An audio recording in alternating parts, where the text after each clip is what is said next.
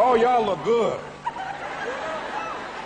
I want you to look at something right now. Think of some major goal you want, or maybe it's one you're already working on and you have experienced a lot of setbacks, a lot of defeats. You've experienced a lot of disappointment. Maybe you've already given up. And maybe you just need a little fire, a little encouragement to get back in the game again. Here's what I want you to look at. There are winners, there are losers, and there are people who have not discovered how to win.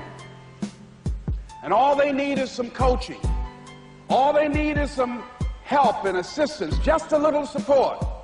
All they need is some insight or different strategy or plan of action to make some adjustments that will open up the key to a whole new future for them, that will give them access to the unlimited power that they have within themselves. That's all that they need. So what I want you to do is think about something you want for you, that's real for you, that's important for you, that will give your life some special meaning and power. And I don't even want you to say, I can do that. I don't want you to assume that. See, 5 years ago when I started out in this area, I would not have been able to make the mental leap that I would be up to where I am right now. I don't want you to begin to just psych yourself out. No. I want you to be able to say something to yourself that will enable you to maintain a level of integrity with yourself.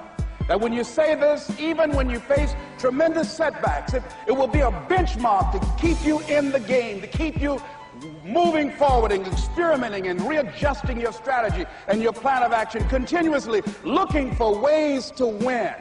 So what is that something?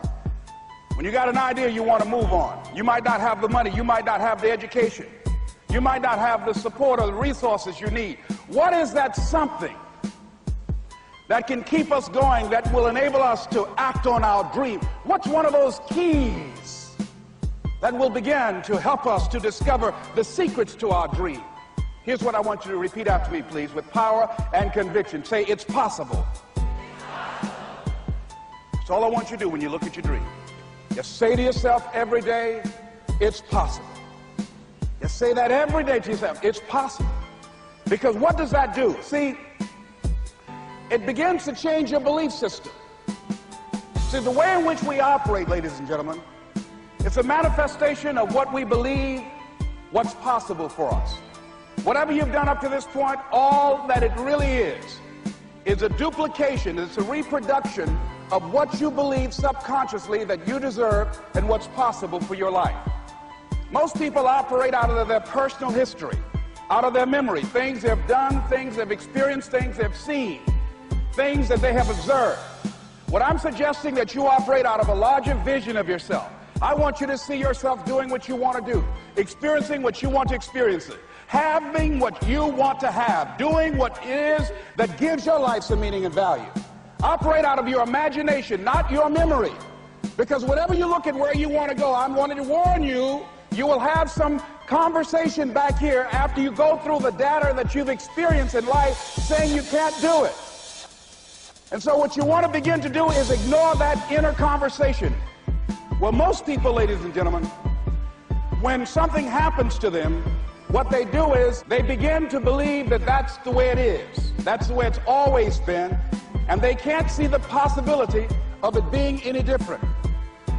Example, before April 1954, the common belief, the universal belief, because it had been tried again and again and again, and people had failed, the belief was that man was not physically capable of breaking the 4-minute barrier, that he could not run a mile in less than 4 minutes. That was the belief on the planet. It had never been done. But here's what happened, ladies and gentlemen. Roger Bannister came along, and he broke the 4-minute barrier. Now here's what's significant about that. Since that time, up to this day, over 20,000 people have done it, including high school kids. What changed? 20,000 people, what changed? Here's what happened when they got on the track. They knew it had been done. And because they knew it had been done, there was a new belief about this barrier, about this goal that was unreachable. And those 20,000 people got in a race believing, knowing in their heart that someone had done it, that it's possible, that they could do it. And I'm saying that if you know anybody that had some goal, some dream, something they wanted to do, and they did it, then I'm saying that you know in your heart that if someone has done it, then you can do it. It's possible. And that if someone can make their dream become a reality, that it's possible that you can make your dream become reality. And so as you begin to look at where you want to go, beginning to embrace that, it's possible. I'm blessed and highly favored. I've got a lot going for me. I got some good stuff in me. And it's possible that I can bring my greatness out here in the universe. That I can do what I want to do. It's possible I can write my own book. I can have my own business. I can take the trip and travel around the world. It's possible. I can bounce back from adversity and reinvent my life. It's possible. Regardless of where I am, that things can get better for me. It's possible. I'm thinking about two men right here in Chicago who were fairly successful, similar background, educated. They worked for a corporation for many years, and they were among many people that were laid off. Two guys who were very good friends.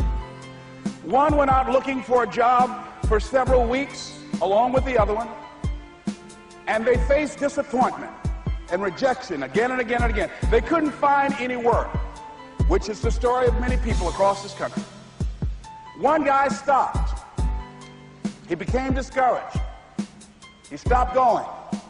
He stayed home looking at television, became very argumentative and toxic with his wife, drinking beer, getting on the phone, talking to his other negative, unemployed friends.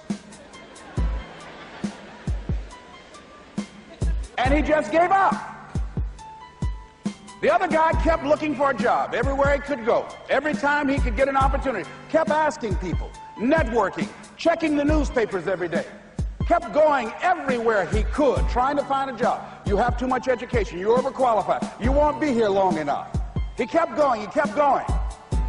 He went to a place and said, look here, I tell you what, if you can't hire me, and I know you can use my talents, abilities, and skills, I don't want to sit home and do nothing. Just let me do some volunteer work. You don't have to give me anything, all right?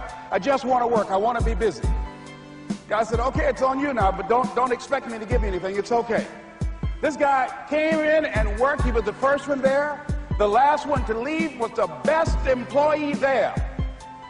About 4 weeks later, one of the top managers quit. They were looking for a replacement. Guess who they selected? This other guy. This guy who was volunteering his time. He got the job. What was the difference between the two men? Eyesight and mindsight. Eyesight is judging on what you see, judging according to appearances. But mindsight is how you interpret what you see. One guy said, it's not possible, it's over, I'm finished. I can't do it. I can't make it. He surrendered. I've faced rejection again and again. I'm not going anymore. There are no jobs out there.